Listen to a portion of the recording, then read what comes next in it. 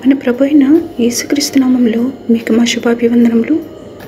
ఈరోజు దేవుని వాగ్దానము, యెహోవా ఆలోచన సదాకాలము నిలుచును, ఆయన సంకల్పములు తరతరములకు ఉండును. యెహోవా తమకు దేవుడు కాగల జనులు ధన్యులు.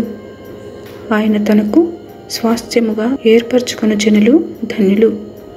కీర్తనలు 33:11-12 వచనాలు.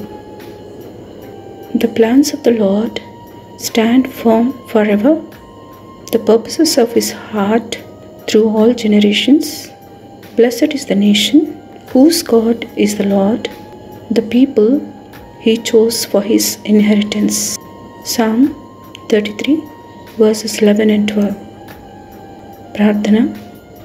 ప్రేమగల తండ్రి, ఈ దినమున మీరిచ్చిన వాగ్దానముకై వందనాలు.